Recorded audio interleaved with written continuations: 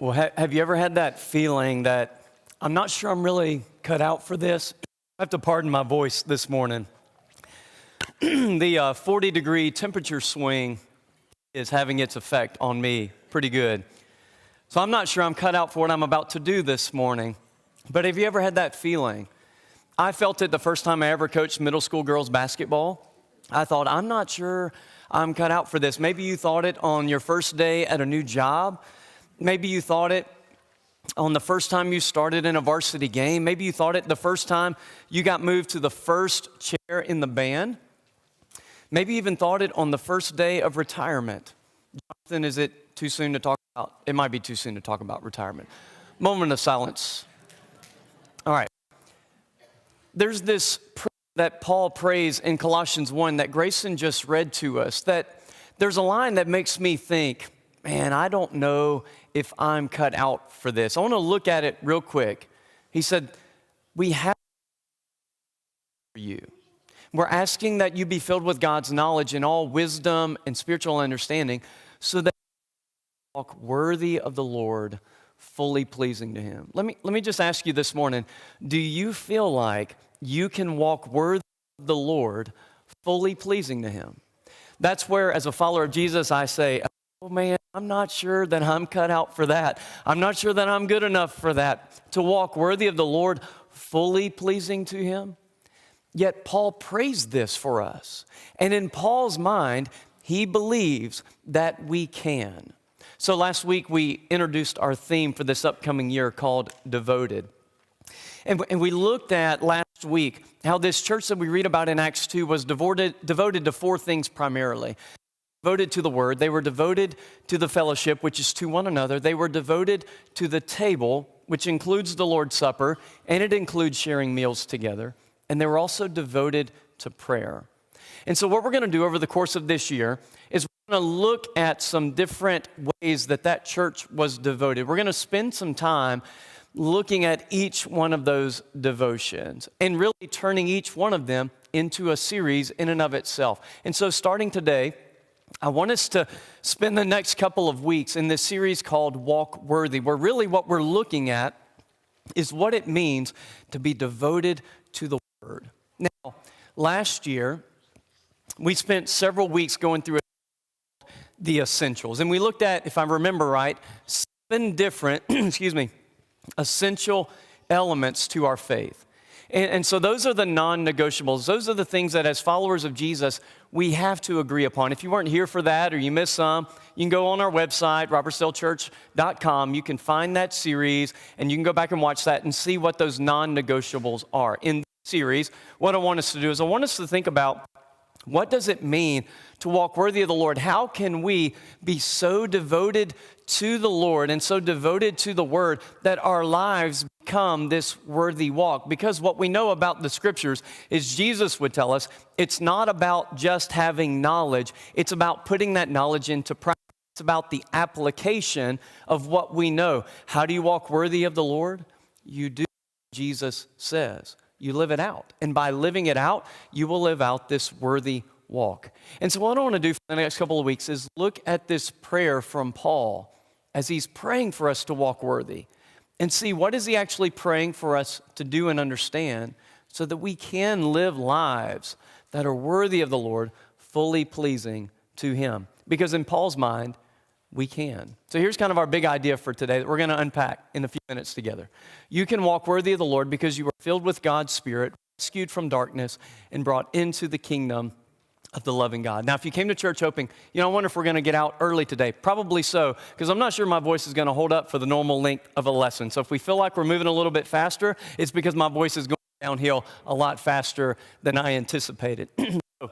Let's talk about this first idea. We're going to go a little bit out of order. And I know some of you are like, that really bothers me. We're going to go out of order. But I like to keep you a little bit uncomfortable as often as I can. Let's start with this idea. You can walk worthy because you've been rescued. Now, the entire story of the Bible is a story about rescue. It's about God coming to our rescue.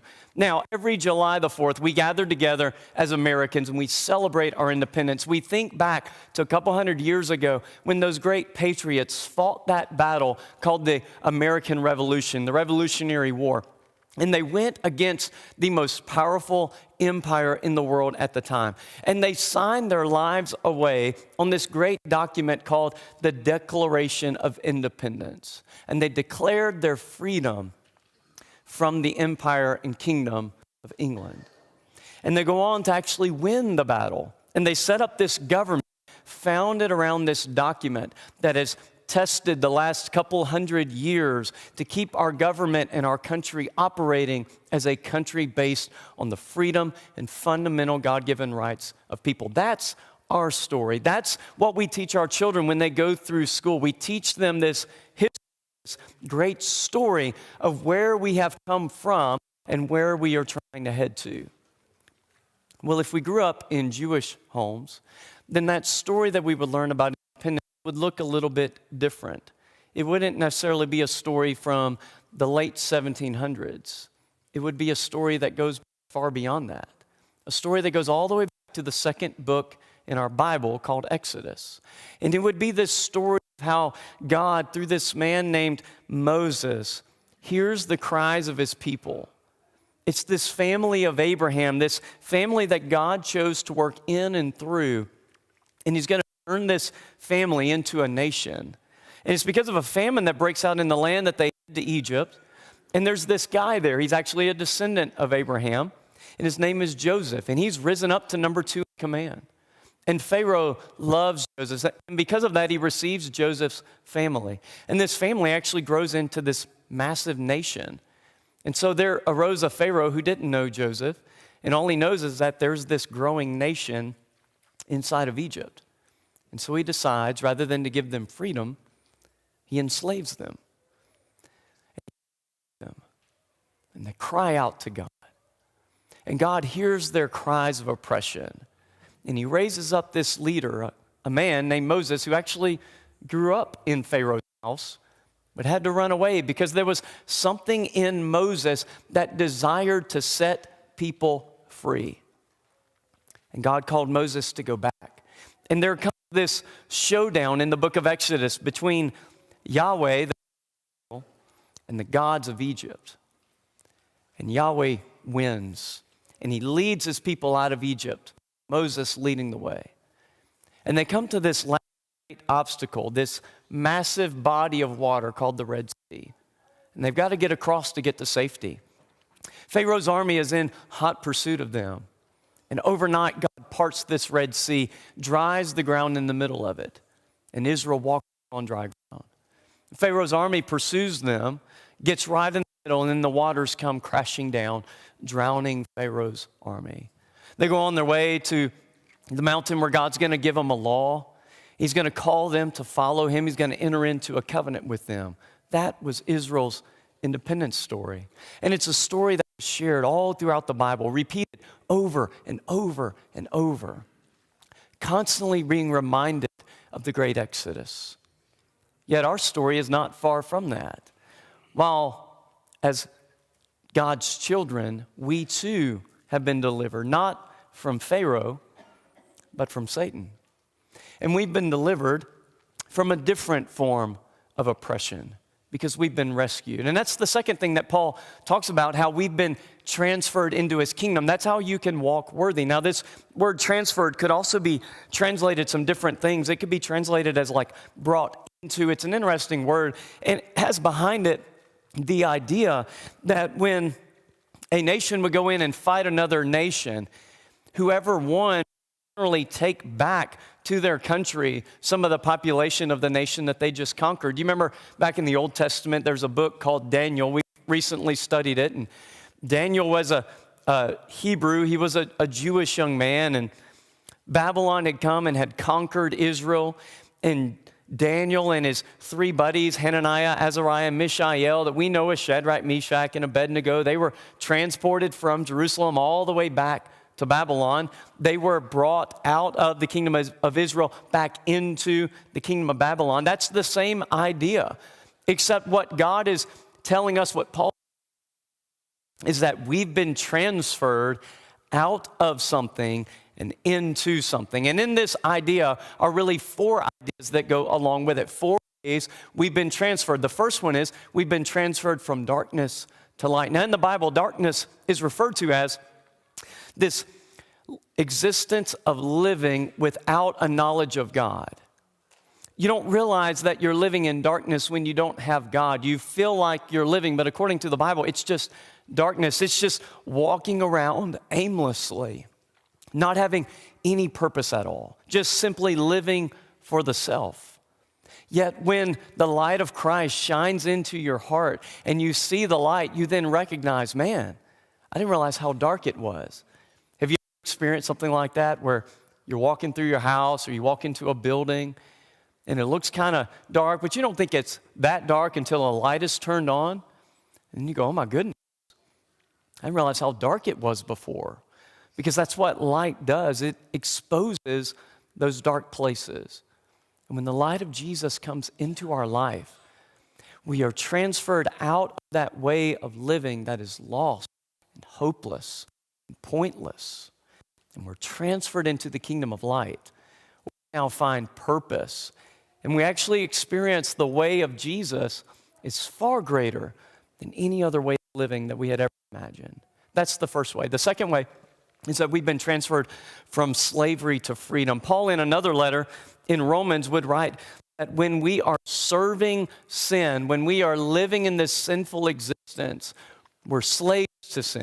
And the only way to be freed is to be redeemed. That's a biblical word, and it means to purchase the life of another individual. To redeem someone is to purchase their life. We've all been purchased by the blood of Jesus. Whether or not you've received that freedom, that's a different conversation. You need to understand that Jesus went to the cross to pay the penalty for your sins so that you could be freed from the slavery of sin. The third way is that we've been delivered from condemnation to forgiveness. And we were condemned because we were criminals. Isn't that what happens to criminals? They're condemned. It reminds me of this story in the Bible, in the life of Jesus. It's on his last day alive on this earth before he's crucified. And there he's brought out to Pilate. And all of a sudden this crowd turns against him and they start shouting, "Crucify him, crucify him." In the meantime, there's this guy sitting in prison. His name is Barabbas. He's a criminal. He's a lifelong criminal. He actually tried to overthrow Rome and got tossed into prison. And you know what happens to those who tried to overthrow Rome? They were hung on a cross. And all of a sudden, this jailer comes to his cell and opens the door and leads him out. And for Barabbas, he thinks, well, this is it. And he walks out expecting to be condemned, to hear that final verdict. You're guilty and you will die by crucifixion. But when he walks out and he hears the crowd shouting, "Crucify him, crucify him," he was shocked to learn that it wasn't him that they were referring to, because there was another man that was present there that day. His name is Jesus, a man who was completely innocent. They had no crimes to actually charge him with, yet they were able to take this mob and turn against him. And Barabbas on that day expected to be crucified, expected to be hung on a cross that was made for him. Yet on that day, he was forgiven. He was set free. And a man named Jesus of Nazareth hung on a cross prepared for Barabbas. He was convicted as guilty, even though Jesus was completely innocent. It just reminds me that I'm Barabbas. I deserve to be hung on that cross. I deserve to be condemned. And no offense, but so do you. You've broken God's law. You've rebelled against him. Yet he offers you forgiveness. He's willing to take your place so that you could experience life. And therefore, you're no longer a criminal, but a forgiven child of God. Here's the last one. We've been delivered and transferred out of the power of Satan to the power of God. This is a theme about that he's going to write about in several letters. In Ephesians chapter 2, he's going to say these words. He says, you were dead in your trespasses and sins in which you previously walked according to the ways of this world, according to the power of the air, the spirit now working among the disobedient. Let me ask you this. Who is the power of the air? Who is the prince of this world? He's talking about Satan.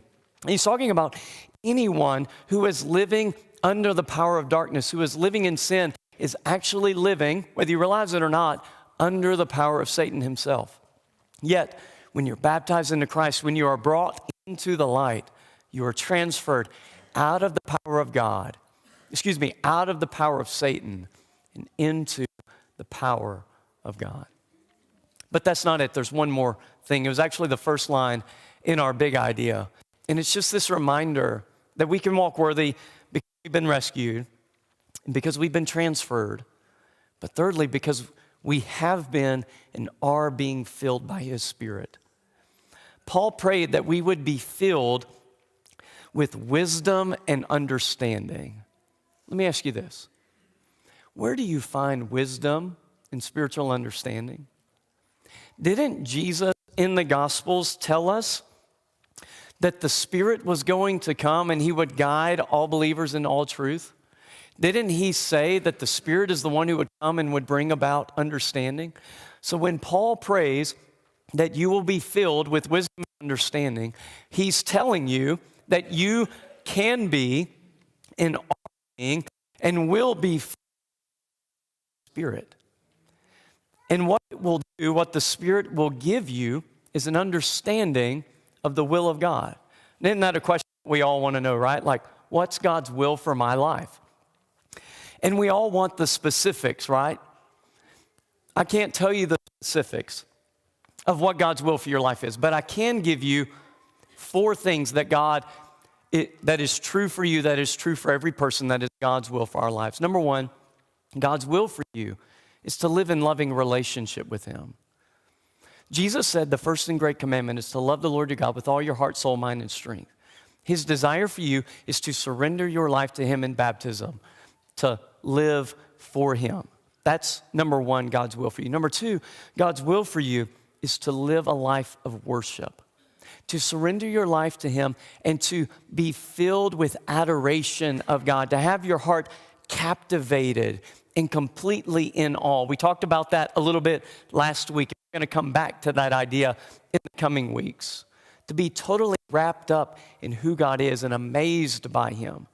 That's the second thing. Number 3, God's will for you is to serve Him. Because what did Jesus do? He grabbed a towel and He grabbed a bowl of water and He washed feet. And then He told His disciples, and He's telling us as well, that if that's what He did, we should do likewise. And then fourthly, His desire for you, His will for you, is for you to be so wrapped up in Him that you talk about Him so much that you make other disciples. That you can't help but share what God has done in your life, how Jesus has totally changed you so that you will share that faith with other people.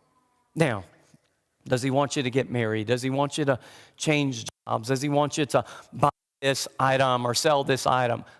I can't speak to that. I think that's where you need to completely surrender your life and your heart to the Lord and seek spiritual wisdom. And in the meantime, what He will give you is wisdom. Because you know what wisdom is, right? Wisdom is the ability to see into the future the consequences of the decisions made in the present. How many of you would like that? To be able to recognize in the future, if I do this, this will happen. And then I go, ooh, I don't want that to happen. That's called wisdom. How do you gain wisdom? According to the Bible, it's being filled with the Spirit. It's why Paul prayed. It's why Paul challenged us. Don't be filled with wine, which leads to reckless living, but be filled with God's Spirit. Because what happens when you're filled with God's Spirit? What does it lead you to? According to Paul in Ephesians, it leads you to worship. It leads you to joy, peace, patience, kindness, goodness, faithfulness, gentleness, self-control, and love. The fruit of the Spirit. That's what happens when you surrender your life to the Lord. Fully filled by Him. That's Paul's prayer for us, that we would surrender to be filled. He has been and is filling us. And when he does that, you will be able to walk worthy.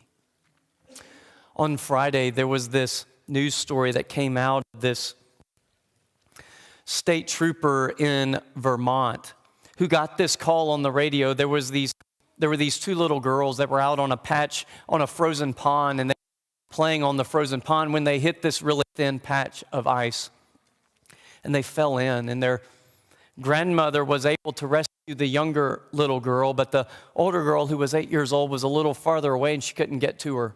So she dialed 911, and that trooper, Michelle Archer, received the call, was just a few minutes away, sped to the scene. She grabbed out of her patrol car a flotation device, and she ran into the frozen pond, dove into the water, and rescued this 8-year-old little girl, pulled her to safety. An amazing act from a hero, a true hero. And when I read that story, it just reminded me, we're all that 8-year-old little girl. We're all in over our head when it comes to sin, when it comes to the drowning and destruction that sin brings to our lives. We're all in need to be rescued. And Jesus didn't just dive in the pond and pull us to safety. He took our place. He gave his life for us so that we could experience new life and complete healing. And so today, I want to challenge you, maybe for the first time ever, to begin your walk with the Lord. And you may be thinking, I don't know if I'm cut out for this. I don't know if I can do that. I don't know if I'm good enough. You're right. You're not. No offense. You're not good enough. If you were, you wouldn't need Jesus. He is good enough, and he makes us good enough. That's why Paul didn't pray, hey, in order for you to walk worthy, just try a little bit harder. He prayed, be filled with God's Spirit. Recognize you've been rescued and you've been brought into the kingdom of God. Because of these things, you can walk worthy of the Lord. So if you're here this morning and you're in need of rescue, Jesus has done everything that needs to be done for you. Now it's your turn to receive him. If you're ready to be rescued today, we want to challenge you and encourage you to confess your sin, confess your belief in Jesus, and be baptized this morning. If you need the prayers of this group of people, maybe you've drifted from the Lord, you've bought the lie of the enemy that you're not worthy enough, and you've allowed it to push you away from the Lord. He wants to fill you more with his Spirit, and he wants to draw you closer to him. If we can encourage you in any way this morning, won't you let us know? As together we stand and sing.